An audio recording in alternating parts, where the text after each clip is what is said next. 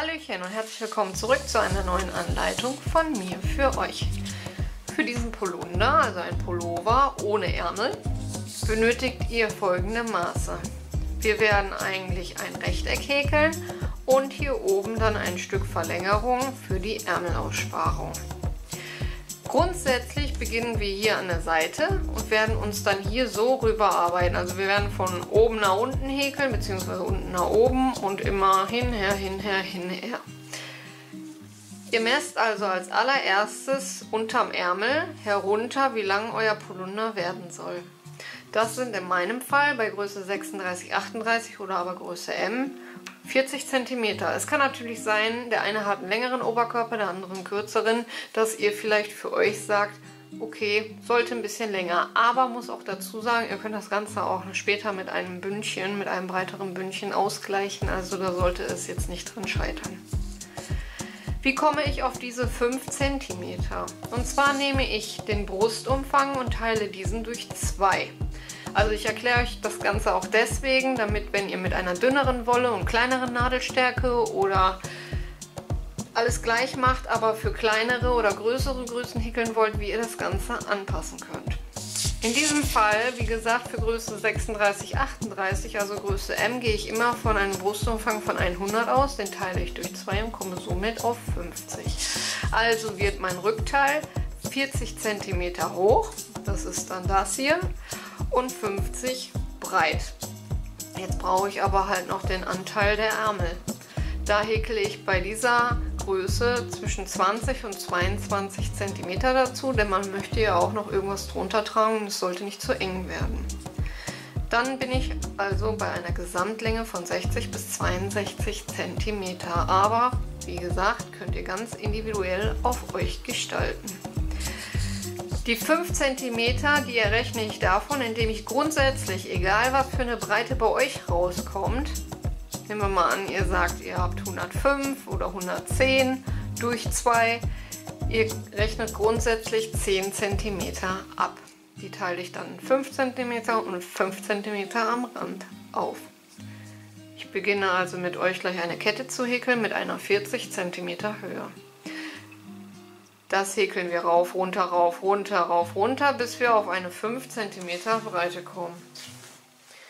Nachdem wir die 5 cm Breite erreicht haben, werde ich hier ein Metermaß ansetzen und gucken, wie viele Maschen benötige ich, um auf 20 bis 22 cm zu kommen. Und die häkel ich dann hier dran und erhöhe das Ganze. Dann häkel ich die ganze Zeit hinher, hinher, bis ich rüber bin und eine Breite von bei mir jetzt 40 cm erreicht habe.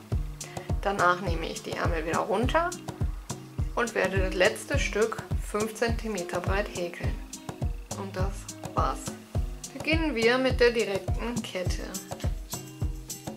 Ich schlage bei einem 6-fädigen Farbverlaufsbobbel, ihr könnt auch einfach eine dicke Wolle nehmen, die für Nadelstärke 4,5 bis 5 geeignet ist, eine direkte Kette mit halben Stäbchen an.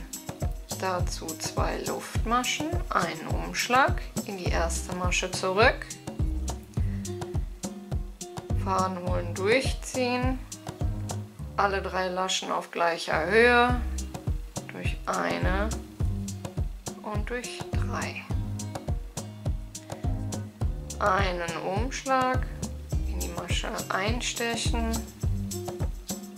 Faden holen, durchziehen, alle 3 Laschen auf gleicher Höhe. Das ist wirklich immer wichtig, damit die Kette auch flexibel bleibt. Durch eine Lasche und durch 3. Einen Umschlag in die nächste gebildete Masche, Faden holen, durchziehen, alle 3 Laschen auf gleicher Höhe, durch eine und durch 3. Und nun werde ich die Kette so weit hoch häkeln, so lang, bis ich auf meine angegebenen 40 cm komme. Bis gleich.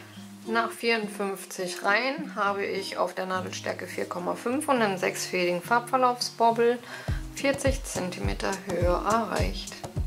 Für die zweite Reihe benötigt ihr 2 Wände Luftmaschen, einen Umschlag, es geht weiter mit halben Stäbchen, aber ihr mascht immer in der hinteren Lasche einer Masche ab. Umschlag, nur die hintere Lasche abmaschen.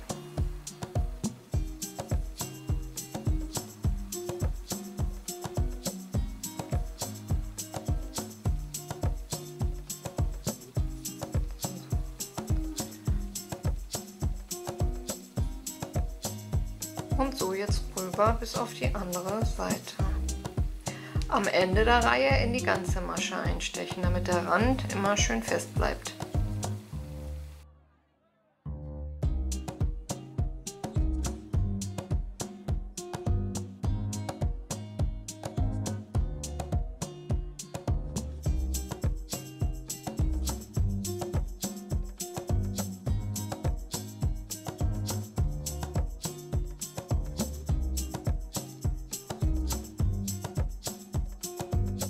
Der Reihe in die ganze Masche einstechen und ein halbes Stäbchen häkeln.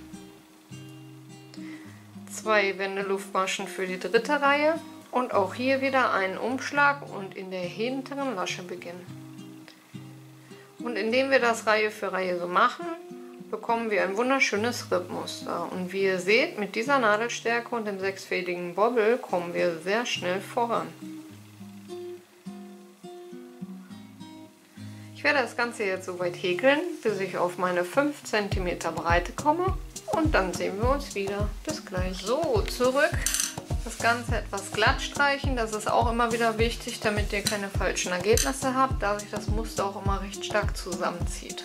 Also so ist es, wenn ihr gehäkelt habt. Und beim Glattstreichen wird es dann erst die richtige Maße ergeben. Und in dem Fall sind es dann 5 cm. Nach 5 rein. So, und nun brauchen wir die Ärmel. Und dafür habe ich ja gesagt, nehme ich so zwischen 20 und 22 cm. Dann legt ihr das einfach hier an, denn hier habt ihr ja schon schön die Breite eurer Maschen. Und schaut, wie viele Maschen eure Armbreite benötigt. In meinem Fall sind es 35 Maschen. So, und die werde ich jetzt hier dran häkeln.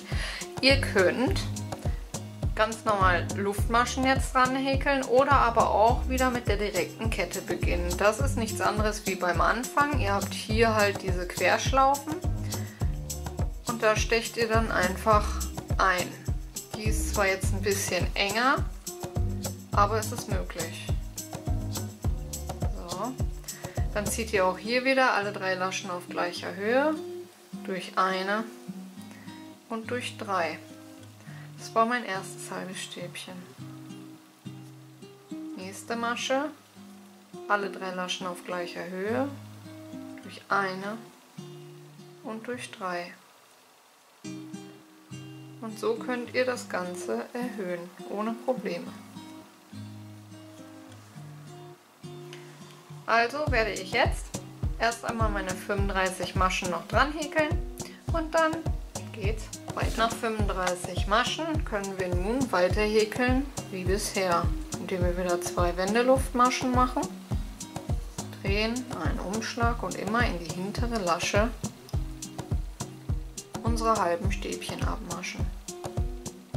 Ihr braucht im Großen und Ganzen 2 gleiche Teile. Der einzige Unterschied ist, dass wir beim Vorderteil halt diesen Schlitz oben am Kragen einfügen.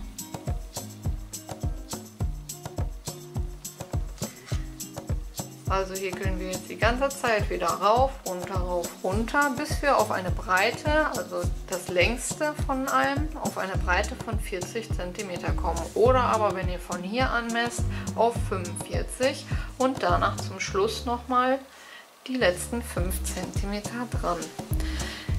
Ich habe bereits das Rückteil schon fertig gehäkelt. Und zwar sieht das so aus. Hier ist mein Ärmel,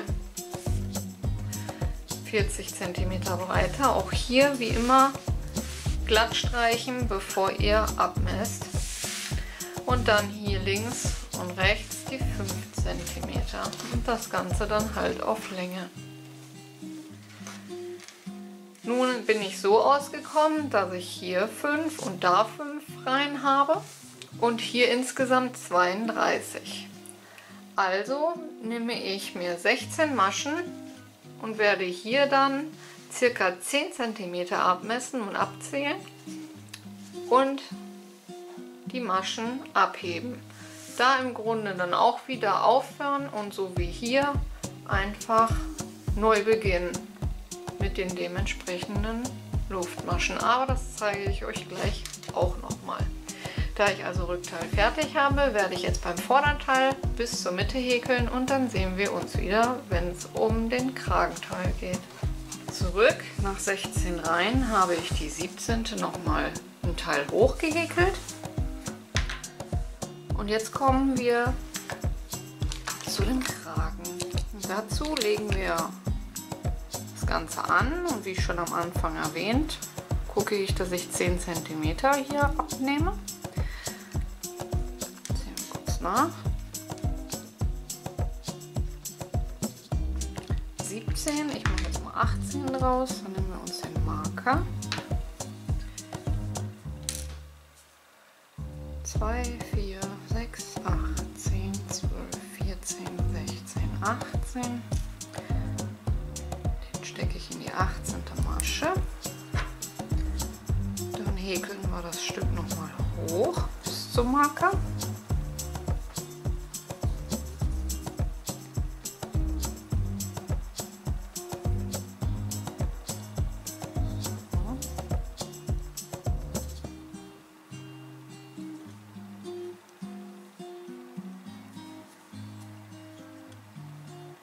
Und die letzte Masche vorm Marker, da stechen wir komplett ein.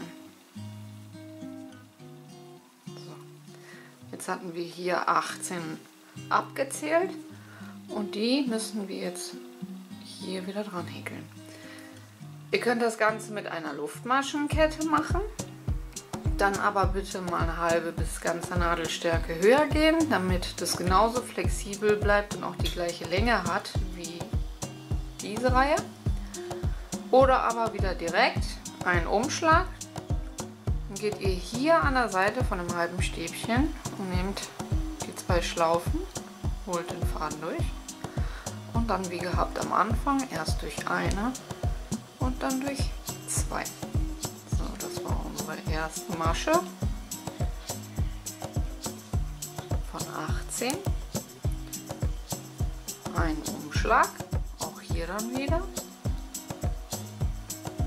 an dem Rand ein Stäbchen, Faden durchziehen, 3 Laschen auf gleicher Höhe, durch eine und durch 2.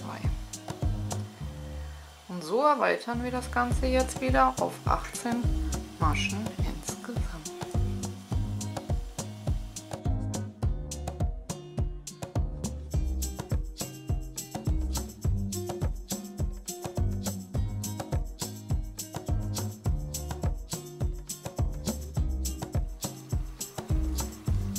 So. 2, 4, 6, 8, 10, 12, 14, 16, 18. Somit haben wir jetzt wieder alles auf gleicher Höhe und beginnen jetzt wieder insgesamt die 16 Reihen zu häkeln, beziehungsweise das war ja schon die erste von den 16, also noch 15.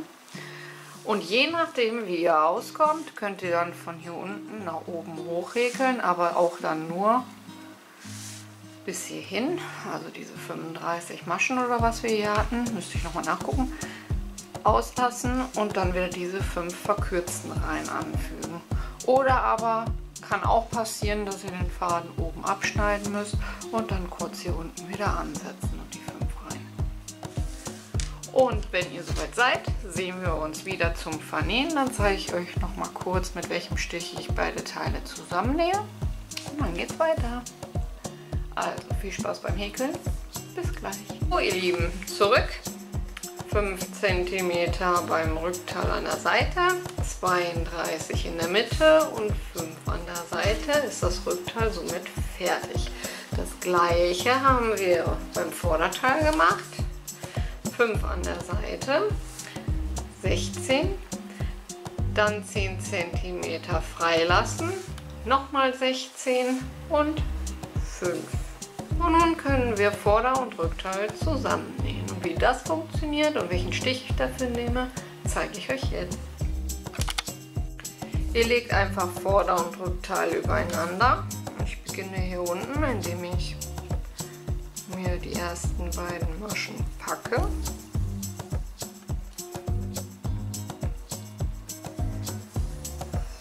So. Und dann gehe ich erst in die hintere Reihe, circa einen halben Zentimeter. Dann lege ich den Faden nach vorne und gehe da, wo der Faden ungefähr liegt, am vorderen Teil einen halben Zentimeter.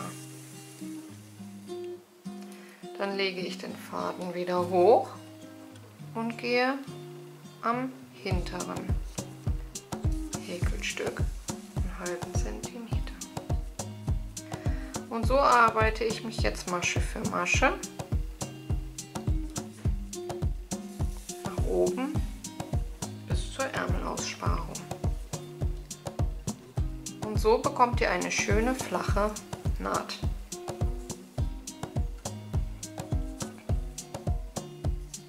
Ganz flach.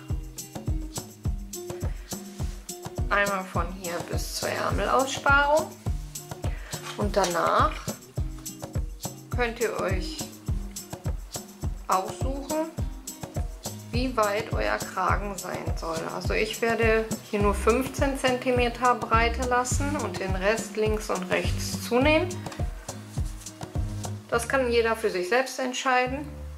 Orientiert euch bitte nicht hier dran, also nicht das ganze Stück annähen, dann wird es zu eng am Hals. Nehmt einfach einen gut sitzenden Polunder oder Pullover, einen Kragen, den ihr mögt, nach eurer Wahl, und übernehmt davon die Maße. Zurück. So sieht das Ganze aus, nachdem ich es vernäht habe. 15 cm Halsausschnitt habe ich gelassen. Ich habe hier ungefähr 1, 2, 3, 4, 5, 6, 7, 8 Reihen. 8 Reihen links und 8 Reihen rechts zusammengenäht. Und wie ihr seht, auch hier ist die Naht schön unsichtbar geworden. Nachdem wir alles vernäht haben, beginnen wir nun mit dem Kragen. Dazu steche ich hier vorne an der Spitze in der Seite eine Masche ein, fixiere dort den Faden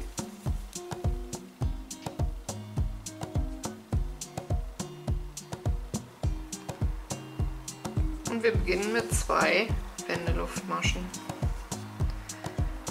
Nun einen Umschlag und direkt am Fuß 2 halbe Stäbchen, denn wir müssen hier auch direkt mit einer Zunahme beginnen. So. Und jetzt müsst ihr schauen, dass ihr immer pro Reihe eine Masche bzw. ein halbes Stäbchen häkelt. Aber solltet ihr sehr locker häkeln, kann es auch sein, dass ihr mal zwischen den 2 Reihen auch noch mal ein halbes Stäbchen setzt. Bei mir kommt es jetzt wirklich so gut aus, dass ich immer pro Reihe ein halbes Stäbchen häkeln kann. Ich zeige euch das kurz.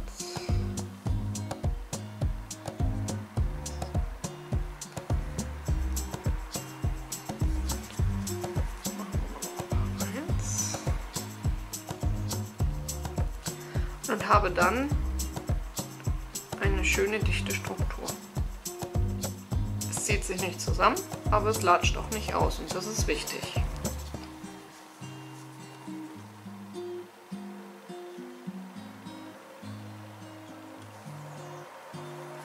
Nun häkelt ihr bis zur anderen Seite rüber und macht auch hier eine Zunahme am Ende, also 2 halbe Stäbchen in die letzte Masche, und das ist die, die hier an der Seite ist. Nun bin ich auf der anderen Seite angekommen und häkle halt, wie gerade schon gesagt, hier an der Seite in die Masche komplett rein und dort dann die 2 halben Stäbchen. Nun 2 Luftmaschen drehen. Und nun bleiben wir im Muster, allerdings werde ich jetzt hier in der ersten Masche die 2 halben Stäbchen setzen. Denn wie schon erwähnt, müssen wir jetzt in jeder Reihe eine Zunahme links und eine Zunahme rechts am Ende machen. Und erst danach gehe ich in die hintere Lasche wie gehabt.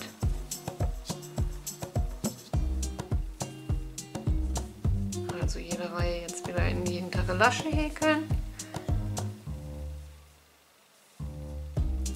Aber am Anfang und am Ende in die komplette Masche einstechen und halt die Zunahme nicht vergessen. Immer 2 Halbstäbchen. Na, das Ganze häkelt ihr jetzt so weit, bis für euch der Kragen lang genug ist. Warum müssen wir hier links und rechts jetzt die Zunahmen machen? Wenn wir den Kragen nachher umklappen, zieht sich dadurch, dass wir hier keine Zunahmen machen, alles nach hinten. Und dadurch, dass wir hier diese Zunahmen haben, fällt der Kragen ein Stück nach vorne. Also könnt ihr euch jetzt aussuchen, macht ihr euch einen kurzen Kragen oder einen, der ja so, sage ich jetzt mal, sitzt, oder einen großen Kragen, der bis über die Schultern lappt. Das kann jetzt jeder ganz individuell für sich gestalten. Ich werde jetzt erstmal häkeln, häkeln, häkeln und dann euch das Endergebnis präsentieren. Beziehungsweise bis dahin überlege ich mir noch, ob es noch einen Abschlussrand gibt, weil ich empfinde zum Beispiel hier unten muss definitiv kein Abschlussrand dran. Das ist ein super Rand, vor allen Dingen auch flexibel, der so bleiben kann. Aber sehr wahrscheinlich hier an den Armen werde ich dann doch einen machen. Nur das ist wieder ein anderes Thema. Also jetzt erst einmal den Kragen häkeln, jeder wie er ihn gerne haben möchte.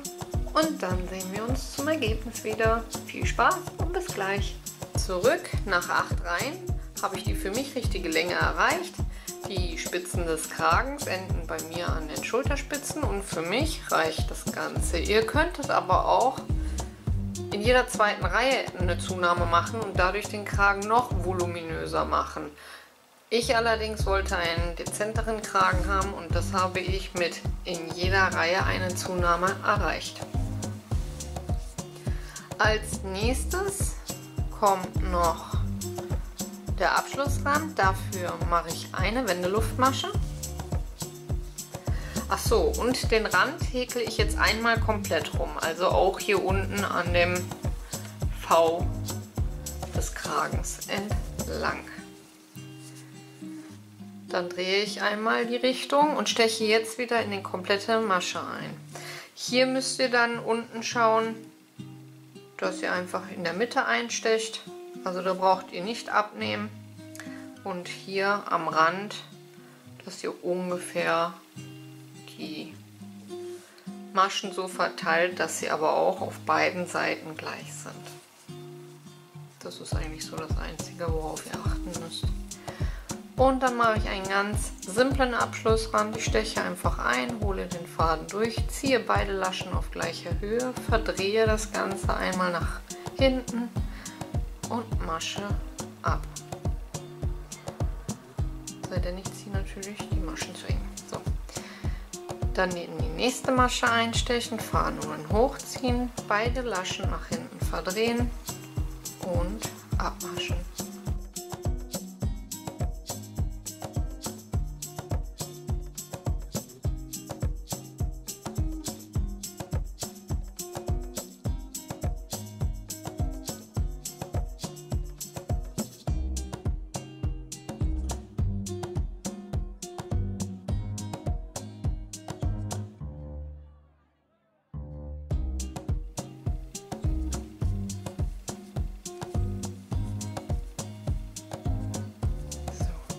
Und nach einigen Maschen sieht das dann so aus, von oben, vorne und von der Rückseite.